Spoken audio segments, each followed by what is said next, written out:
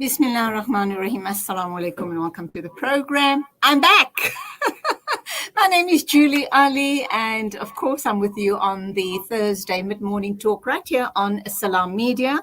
I've been off for about 3 months now for various reasons, and I've been part of the media space for, I don't want to give away my age, but I would imagine close on to 30 years. And I've been involved in a whole host of different media platforms. So for a long, long time, this has always been my second home. Having been away for 3 months, shortly after lockdown, I kind of said to myself that I need the time off.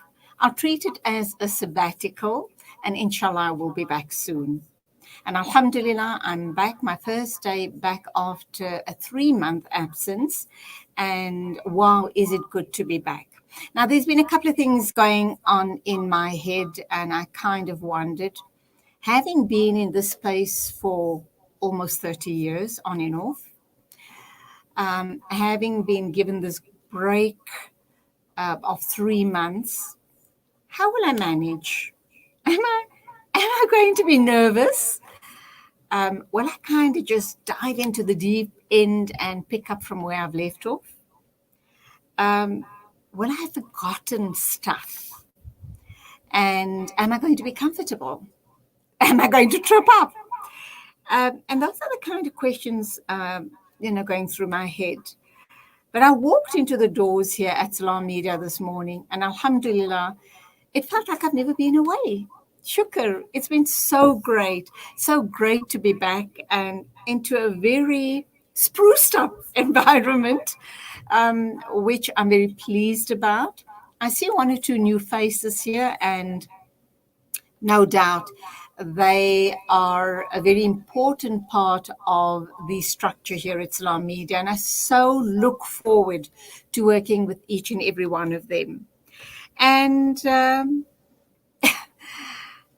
another pleasant surprise I got is just as I was getting myself settled in, the door burst open, and everyone who's present here, from the COO, the producers, the graphic art, the graphic designer, the media, Mohammed Al-Rai, I think he's a producer and a journalist. I'm not quite sure. If I'm wrong there, please forgive me.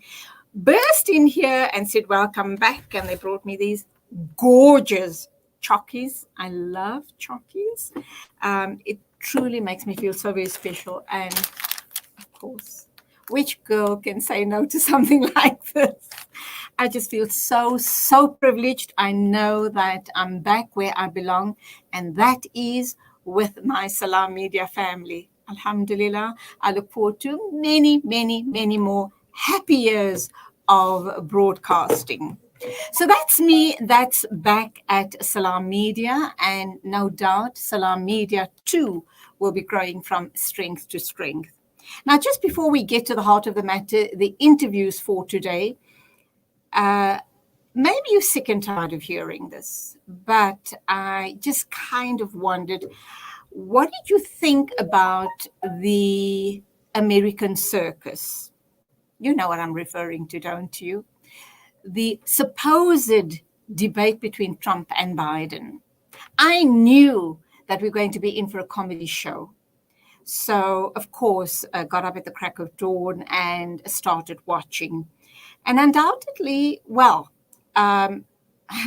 Trump didn't disappoint. I mean, in terms of his narcissism, his gutter tactics, the fact that he thinks that he's God Almighty, that nothing's going to touch him. He kind of lived up to all of that. I've always thought this about him, and he's just confirmed it once again. So my feelings is that it's a very sad day for the American people, and depending how the polls play out, how the people vote, if Trump should serve another 4 terms, and I have this sick feeling in the pit of my tummy when I say this, but sadly, I think he is going to serve another 4 years of his term in office as President of the United States. Biden was kind of shouted down throughout most of the supposed debate, but still I think he stood proud and he stood tall. I also think that Trump threw a few punches below the belt. That's why I say he uses gutter tactics.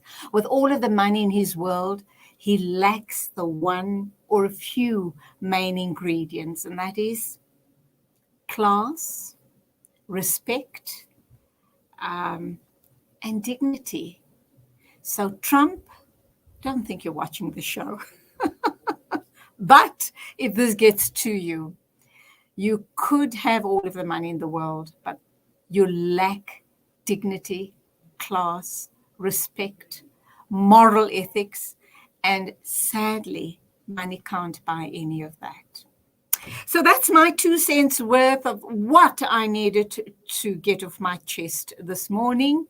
Thank you for joining me. You and I will be together till 1 o'clock. And as always, we've got a jam-packed program. Let me tell you, let's look at the running order. First up, we will be talking with Theresa Miller. She is the founder and CEO of South African Conversations. We were meant to be talking to an amazing lady, Nawabisa Nadia Sigaba, and she is an independent researcher at the EFF. We were going to be talking to her about misogyny. Unfortunately, she had to be called into a meeting, very important meeting at that, so she's unable to join us. But we're not going to let her get away with it. We're going to pin her down sometime soon, even if she's available next week. We need to pick her brains because she's one of those upcoming, amazing young South African women who needs to share their thoughts, their ideas, and also how to take young South Africans into the next decade, inshallah. So that interview is not going to happen, unfortunately, but as I've said, we'll try and pin her down for next week. Wayne Duvenage from Outer will be giving us an update of the happenings and unhappenings around the e-tolls, plazas, and everything else as far as you and I as taxpayers are concerned, where our monies are going to, and how much more are we being ripped off, and are organizations like Outer out there looking at our best interests. Last but not least, Bokashi Brand will be here to talk to us about repurposing food waste. And sadly, we know that up to 20% of food is being wasted all around the world, even before it reaches the table. But this is not what the interview is all about. We're going to talk about how to repurpose food waste or wasted food. So at almost 11:15 this morning, let's get right down to business by welcoming Theresa Muller, founder and CEO of South African Conversations. Teresa, morning. Welcome to the show. Thank you indeed for agreeing to be with us on the show this morning. I thank you so very much for this opportunity. Really, thank you. You look different and you look great from the last time that I've seen you. Oh, wow. I cut my hair off. It looks wonderful, by the way. Okay, so Teresa, a lot has happened since the last time you and I spoke, and obviously you're in a space where you're wanting to better South African lives. You've come up with an amazing innovation, and that is obviously a monthly magazine, which you say is the first and foremost job creation initiative. Before you even respond to that question, Teresa, I'm really concerned, and I'm sure you've had sleepless nights about this. Well, we're kind of almost out of lockdown. We're in level 1, but we know what COVID-19 and lockdowns have done globally. It is shocking. It is frightening. It's going to take us years and years and years before we we get to some semblance of normal before people can even start putting food on the table. Sadly, with every passing day, we're hearing of more and more job losses, not only in South Africa, but all around the world. So having said that, where and how did you come about with the monthly magazine, which is obviously a job creation initiative? And I'm not sure if that's what you're going to talk to us about this morning, No. because you're involved in so many other issues. Well, let me just tell you that the initial idea was which I've been working on for a decade now, is the monthly magazine, which is a job creation initiative. But the monthly magazine is fed. The content for the magazine comes from community conversations that we have.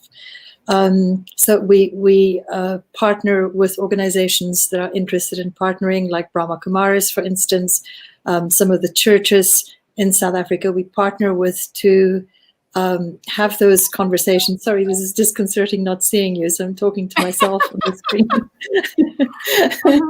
Okay, there we go. Good, thank you. So the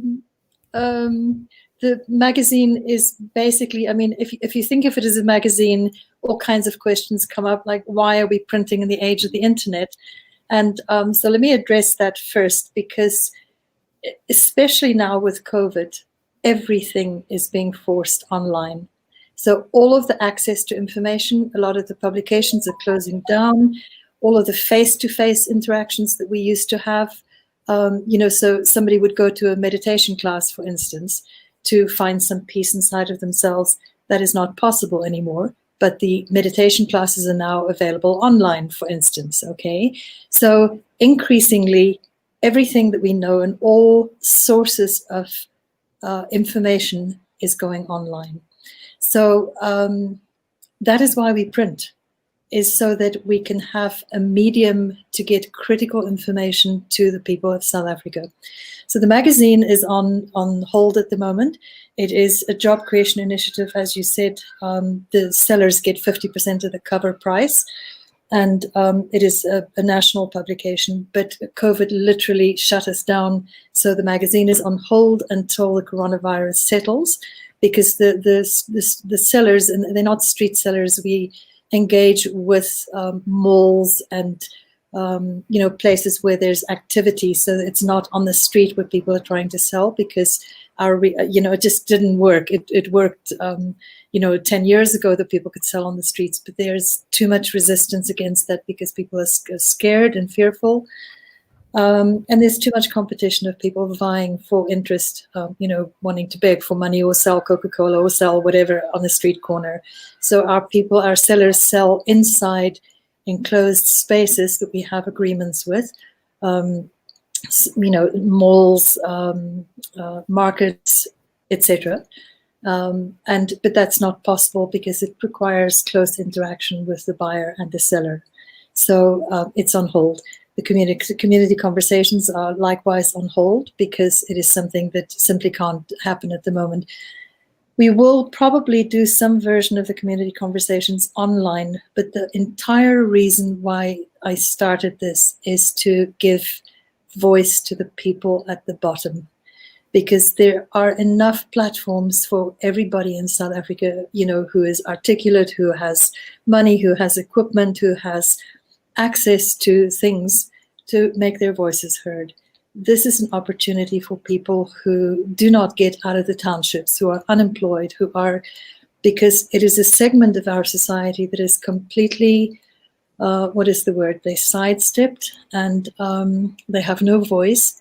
And it is a loss to South Africa because there is so much potential there that can be developed if those people had access to information and to opportunities. So the resource directory is our third product, and that is the thing that we're now working on, and that's coming out at the end of this year. All right, before we get to the resource directory, let's just go back 2 steps. And I know that the job creation initiative is on hold now. We're not quite sure when we're going to be coming out of this COVID prison that we're, the sentences, this prison sentence that we're all suffering from. in 2 years' time, do you think that it will be relevant, your job creation initiative? I'm thinking in terms of now we're into the heart of the pandemic. Worldwide, hundreds of thousands of jobs are being lost. Is there going to be space for people like yourself to create new opportunities? And I know that obviously it's not done on, you're not working solely on this, you're in partnerships. But in terms of lots of jobs that have been lost and are still going to be lost, we are told that it's going to take up to 10 years before we play catch up pre-COVID in terms of the job and the money market, property market, right across the board. Are you not worried that something like, people won't really be interested in your type, your initiative? I am not 100% sure how to tackle your question, because do you mean that sellers will not be interested, or do you mean that buyers would not be interested? So let me answer both. Okay, so our experience so far is that we don't need to advertise for sellers. They come out of the woodwork. I mean, people literally come to the security gate at the place, in the community where I live, and say, we're here to speak to Teresa. We hear she's got jobs. And, wow. I don't have jobs, but people are so desperate. And this one comes and says, so they buy 10 magazines at a time. And most of the time we give them that first 10 magazines and say, go sell. And when you bring the money back, then you can buy that first 10 and buy the next 10, okay? So the magazine sells for 50 Rand, the seller keeps 25 Rand. I don't have the figures on me because I wasn't thinking to talk about this, but if somebody sells, if they sell on average, so our experience shows that people can sell on average about 8 magazines a day. We have had instances where people have sold 30 magazines in 3 hours, okay? So if they make 25 Rand a copy and they sell on average 8 magazines a day, and they work for 21 days, 22 days, they earn it's 3,750 Rand. It's more than the minimum wage, okay? The national minimum wage. So the potential for people to make money with this, with dignity, is quite high. And our experiences, I can tell you, I've had people thanking me, a woman who was unemployed, a mother who came and afterwards thanked me and said, I'm so grateful because I was going to be kicked out of the place where I stay, and I was able to pay the back rent and the current rent. Wow. So it is possible for people to make fairly good money when they apply themselves, when they do this. But, it's a sad thing. It's on hold like so many other things at the moment. Let's stop there and go for an ad break. What I also want to talk about when we come back from the ad break is what is the makeup of the magazine. I'm thinking that someone who sells your magazine may come to me. I might buy the first magazine. What's going to hook me into continuing buying the magazine? But all of that right after the ad break.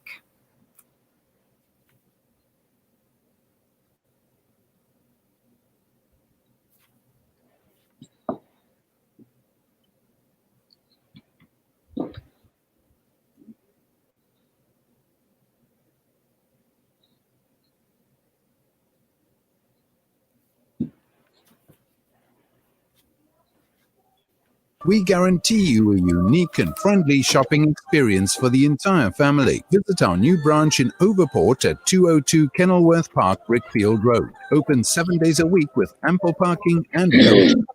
Like us on Facebook or Instagram at IG Hussein for our latest promotions and updates. IG Hussein and Company, your Islamic lifestyle.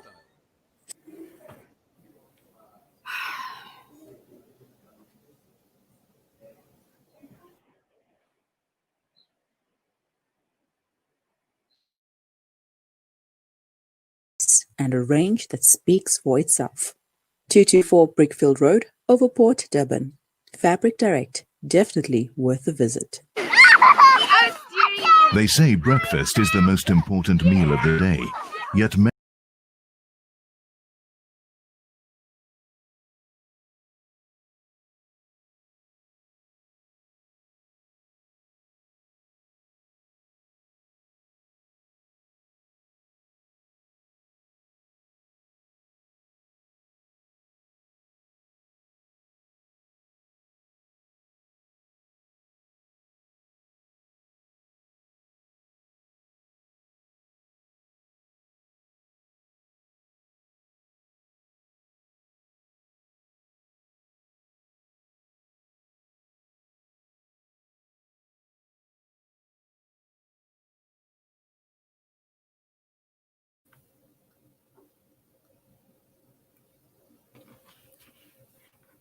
Welcome back. I need to get used to this whole StreamYard Facebook Live type of interviews. So my first day back after a while. So I think I'll get there.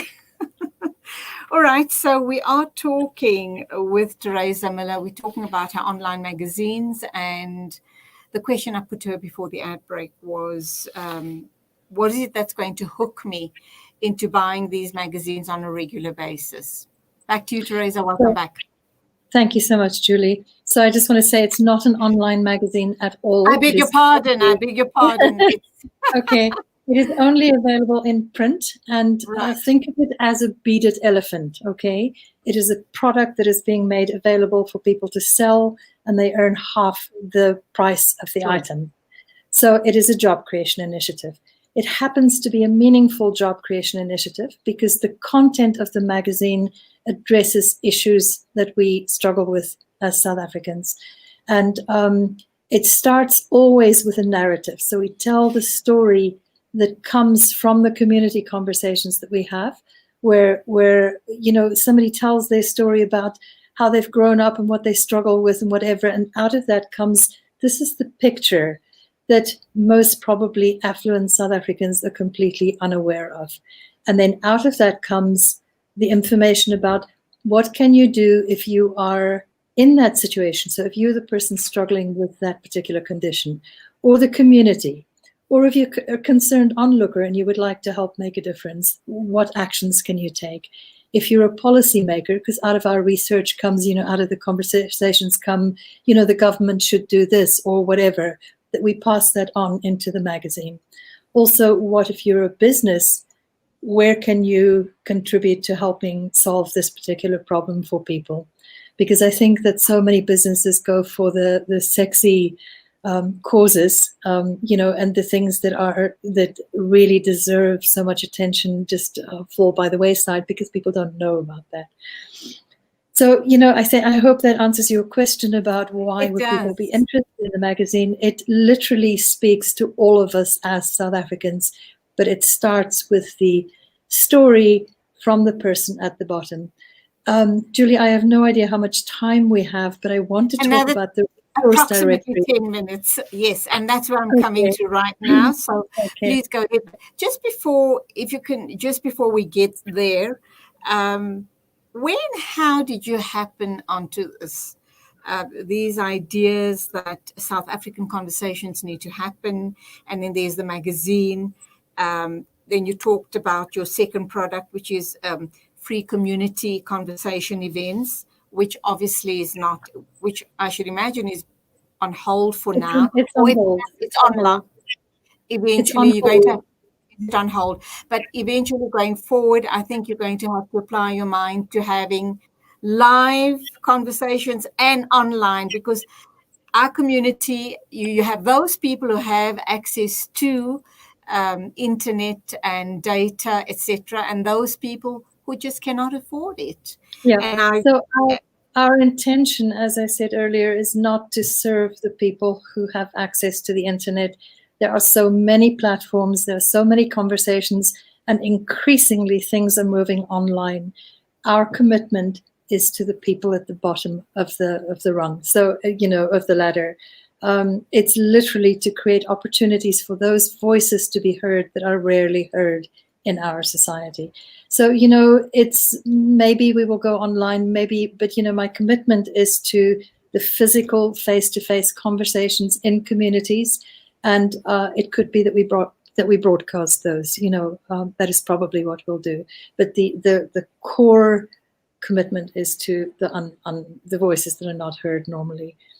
With regard to the resource directory, as I said, the content comes from the bottom up. It comes from those community conversations and the stories that people tell and the difficulties that they communicate and the issues that are discussed there. From that, we go and do research to find out what are the available resources. What can people do about this? And suggestions come up, as I said, for the different aspects of society. So it's the person who's suffering with that, the concerned onlooker, the business that wants to make a contribution, the policymaker, etc. And so that has built to such an enormous database of information that we are bringing out now for the first time a printed resource directory, because access to information is going to become the most important stumbling block to equality in South Africa. Because, as I said, everything is moving online. And the people who do not have access, and that is more than what we think there are. I think the statistics at the moment show that it's 70-something% of people have access to smartphones in South Africa. But of those, a huge number of people do not have more than 5 rand a month. They put the airtime in simply to be able to send a call, please call me, or to participate on WhatsApp, so there's no, people don't have access. So very often they don't have electricity. Very often they don't have equipment. Very often they don't have data. And even if all those things were in place, you also need knowledge about how to research things, So you may look for weeks for a scholarship for the thing that you want to go and study. You may not even know that there are scholarships available, You may not know where to go and study. So we have in the resource directory over 30 categories of information. And if people want to go and look at the website, so it's southafricanconversations.co.za. And in the menu bar, click on directory. There's an electronic flip book that people can move through that gives them ideas. So we've got one example in there. So it's the disability section. It's a mixture of, there's disability, for instance, has another, I think, 27 or 30 subcategories of information. Anything from where do I get a wheelchair? I don't have money. So our focus is on people who do not have money.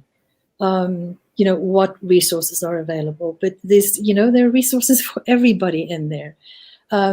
What do you do if you have a child who has autism?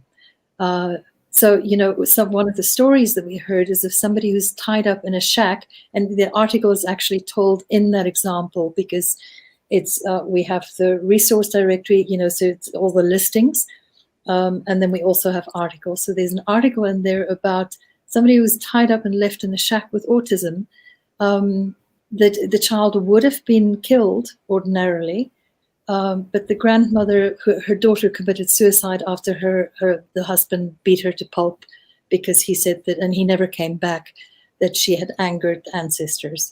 That's why there was something wrong with the child. And so the grandmother didn't have, after her daughter committed suicide, didn't have have it in her to kill the child, which was what was kind of expected in the community. And so many years later, nobody knew the child was alive. The child is in the shack, full of bed sores, malnourished, not taken care of. And yet there are resources available for people like that. So we draw the comparison between this is what's happening in a rural community. And here's what's happening in Cape Town with a little girl who has exactly the same disability, but she has access to a computer and a wheelchair and a family that supports her. So Teresa, this sounds absolutely amazing. You also said that it is available online. I could go and have a look at the list of contents offerings. Exactly. But what about underprivileged people who need to get their hands onto this information? How is it being made available to them? So the flip book that is available online is just some sample pages. So it's about 30 pages, or maybe less. I'm not sure. I can't remember how many there are, but it's just an example of what you can expect. The book will only be available in print for the time being. We hope eventually to make it available on an app that will be free so that people can access it free of charge. But it's a printed book for exactly the reasons that I mentioned in the beginning, that everything is moving online and people don't have access to information online. So as you and I speak now, where people watching us this morning, listening to the interview, would like to get their hands on the book and buy a couple of these magazines and, put them out, give them out for free in their, etc. Where do I get hold of it? The directory won't be out until the end of this year. It's a thick book. It's more than 200 pages. It's got 30 categories of information. And so if people want to order the book, and I literally, this may be arrogant, but this book really needs to be in every household that does not have access to the internet, because it doesn't matter what your problem is. There's food security, there's unemployment, there's skills development, there's access to education, there's disability, there's animals. What do you do if you have an animal and you don't have food to feed your animal? What are the options that are available to you? So if people are interested and they pre-order now, so they can go online, look at that. There's an order form that they can fill in, and they get the book now for 130 Rand as opposed to 175. I also want to make an invitation to any non-profit organizations who are serving South Africa in any capacity. Send us your listing. So there's a form that you can download also for listing. Send us your listing of what you probably are included already, but we're asking people also then please either pay for your listing. It's 130 Rand for non-profits. We will send you a book free of charge if you pay for that. Wonderful. Or pay for Wonderful. Whichever. Yeah. Okay. Wonderful talking to you. Can't wait to go and have a look at what it looks like. Do you have pictures in the book at all? Oh, or yes. Is it just information, pure information? So it kind of looks like the yellow pages. Okay. And then it's interspersed with articles. And those articles look like they would look like in the magazine. So you will get an idea of the kind of content that we would have in the magazine also. But yeah, there are pictures, there are articles, there are make a difference sections, just what you can do to help if you're concerned or if you would like to make, to help with the situation. Teresa, what's your background? What's brought you to this stage in your life? I mean, I know there are probably lots of life lessons, lots of experiences, good and bad. And things happen to us. Life happens, and we reach a point when we decide, I've got to do things for other people. I need to be in service, and that's exactly what you're doing. You are in service, wanting to uplift the poorest of the poor, perhaps. Absolutely. So, I think that, I don't know, I think some of us are hardwired to help. I think most people would like to help make a difference if you ask them. But I can remember from when I was very little, noticing all the time when I see people who are suffering, somebody sitting on the side of the road crying, and people would say to me, how did you notice that? Nobody else saw it, but I seem to see all the suffering around me. So that's one thing. The other thing is that, I am South African. Ek is Afrikaner oorspronklik. I lived in America. I lived in America for many years, so that's part of why where there's an accent. I also lived in Lesotho for 10 years or 10, can't remember. So I've been at this I've been in this industry for almost 40 years. Gives my age away. So communication is my game. Sorry, Teresa, you say this industry. What industry are you referring to? Number one. Question number two. Communication, publishing, marketing. Yeah. Okay. Question number 2. At the beginning of the interview, I seem to have picked up the word Brahma Kumari from you. What's Yes. the connection? Oh, I live in an observatory in Johannesburg, and they are not far from me. And I used to go to their events, and I miss it terribly because it's not happening. Everything is online, but just once or twice a week to go there and sit and meditate. And every third Sunday of the month, the World Peace Meditation. It just means a lot to be in that, to be part of that community. So I'm just one of their people who have gone there and is part of their community. I want to just answer your question also, about why am I doing this? My son is black. His father is black. So, you can imagine what that means in South Africa. Ek is 'n Suid-Afrikaner. I'm an Afrikaner, okay? So rejection from my family. I didn't think that I would ever come back to South Africa. And I came back when my son was 8.5 years old, and it was meant to be a visit. And on the way here, on the plane over Africa, I thought, it's just like this knowledge settled inside of me. I can't explain it any other way. It's just like a knowing, we're going to stay. There's work to be done. Shucks, it just gives me the chills thinking about this again. But I turned to my son, who's 8.5, and I mean, we were going to move to Ontario in Canada. After that, we'd been living in the States, and he had pen pals in Ontario in Guelph, a city called Guelph. I had joined the Chamber of Commerce in Guelph, etc., etc. So we've been reading all these books, etc. And so I turned to my son and I said to him, you know what? We're not going to go to Canada. We're going to stay in South Africa. And he says to me, I know, Mommy. Wow.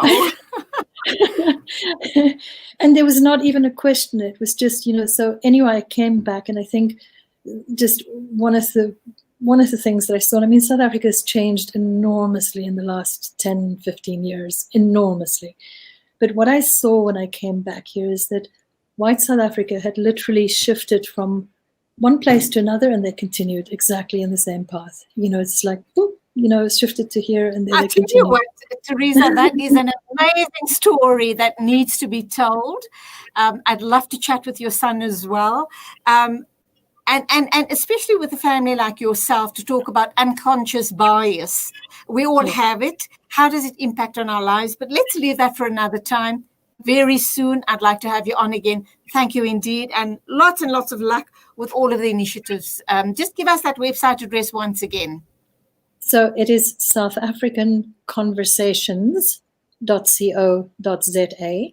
And just while I have the platform, if you don't mind, please, we are looking for sales staff. So our email address is talk.to.us@southafricanconversations.co.za. Send me your CV. Please do not call. We are short-staffed, so just you can just send your information, and we'll sift through that and get back to you. It's both to sell the book and also to sell advertising space in the book. Thank you Wonderful so much. talking to you, and I can't wait for you to share your personal story with us here, because undoubtedly it's going to give a lot of people food for thought and give them the courage to come out and say, this is my story. It's going to touch a lot of people's lives. Wonderful talking to you again. Go well and good luck. Thank you so much, Julie. You too. Bye-bye. Right, that was Theresa Muller talking to us about South African Conversations, the 3 initiatives she's involved in, but of course they're all going to be rolling out a little later. We are still currently in lockdown, and we know how limiting that can be and is in our lives. We just need to bite the bullet for now, inshallah, and hopefully we'll get back to our normal, or our new normal, as soon as possible. We're going for an ad break now, and when we get back, we're going to be talking with Hassanain Abdullah. He is with Okar Foundation, and we're going to talk about calligraphy.